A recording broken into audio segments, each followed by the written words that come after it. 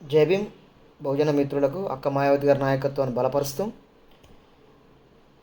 1975లో ఇందిరాగాంధీ గారు ప్రభుత్వంలో కొన్ని అవాంతర్యమైనటువంటి అరాచకమైనటువంటి పని విధానాల గురించి ఇందిరాగాంధీ మలికాలంలో ఒక చీకటి యుగంలో నడిచిందని భారతదేశంలో స్వతంత్ర ఉద్యమంలో పాల్గొన్నటువంటి అనేక మంది నాయకులను అనేక మంది ఉద్యమకారులను జైల్లో పెట్టిందని చెప్పేసి ఒక అహంకారపూరితమైనటువంటి ప్రవర్తన చేస్తుందని చెప్పేసి దేశవ్యాప్తంగా ప్రపంచవ్యాప్తంగా ఉన్నటువంటి మీడియా పత్రికలు మాత్రం ఒక శీర్షికను నివేదించాయి.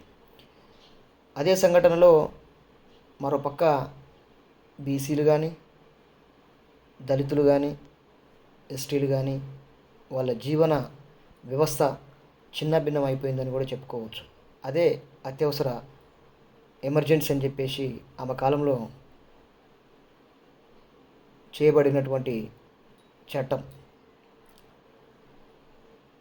వాళ్ళ పరిపాలన, ఇందిరాగాంధీ పరిపాలన కానీ కాంగ్రెస్ పరిపాలన కానీ వాళ్ళ పరిపాలన పూర్తి స్థాయిలో అప్పుడు కుంటుపడిందని చెప్పేసి చెప్పుకోవచ్చు.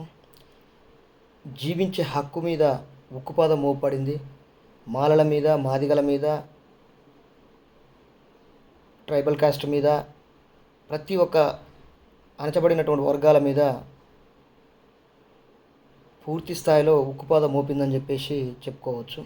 ఆనాడు దళితులు, ఎస్సీలు, ఎస్టీలు అందరూ పని లేక ఆకలితో అలమటించారని కూడా చెప్పుకోవచ్చు.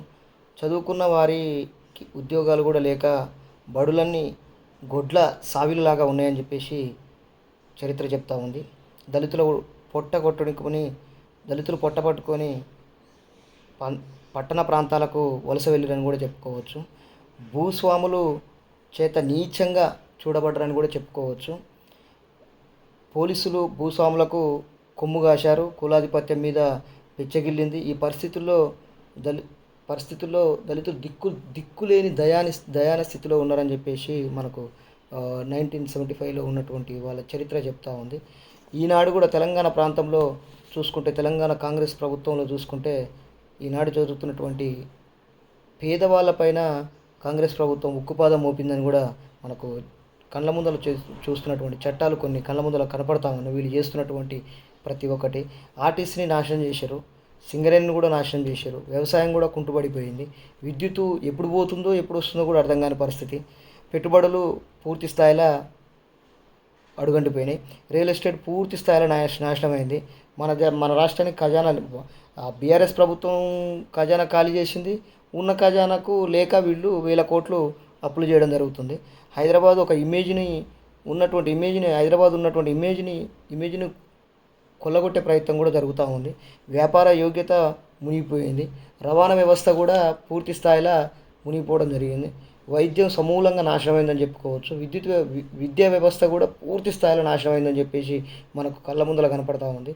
ఇక నియామకాలు ఇంకా అసలే లేవని చెప్పేసి చెప్పుకోవచ్చు. ఎలాంటి ఉద్యోగ రీత్యా ఎలాంటి నోటిఫికేషన్లు కూడా లేవని చెప్పుకోవచ్చు. అంత కాంట్రాక్ట్ పద్ధతి, అవుట్సోర్సింగ్ పద్ధతి వేస్తుండు. ఒక చెంచాలు ఒక రకమైనటువంటి నియంత పాలన జరుగుతుందని చెప్పి చెప్పుకోవచ్చు. పథకాలు పూర్తి స్థాయిలో అమలైనా కనీసం వాటి మీద ప్రజలకు ఎలాంటి అవగాహన లేదు. ఆ పథకాల మీద కనీసం పథకాలు అమలు చేసేటటువంటి యోగ్యత కూడా లేదని చెప్పుకోవచ్చు. ఒక పూర్తి స్థాయిలో చూసుకుంటే ఇక వీళ్ళకు గతంలో 60 సంవత్సరాల పాలన రూపంలో ఈ రూపంలో కూడా కబ్జాలు కూడా ఎక్కువైనాయని చెప్పేసి ఈ 6 నెలలు 8 నెలల ప్రభుత్వ పాలన అని చెప్పేసి చెప్పుకోవచ్చు.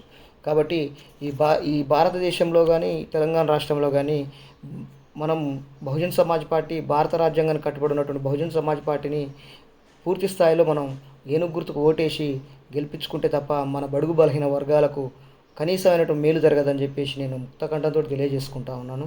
కాబట్టి ప్రతి ఒక్కరూ ఎప్పుడైనా సరే ఏ ఎన్నికల్లోనైనా సరే ఏనుగు గుర్తుకు ఓటు వేయడం వల్ల మన రాజ్యాంగం కాపాడబడుతుంది, మన చట్టాలు కూడా సరైనటువంటి స్థితిలో అమలవుతాయని చెప్పేసి నేను శిరస్సు వంచి మీకు తెలియజేసుకుంటా ఉన్నాను.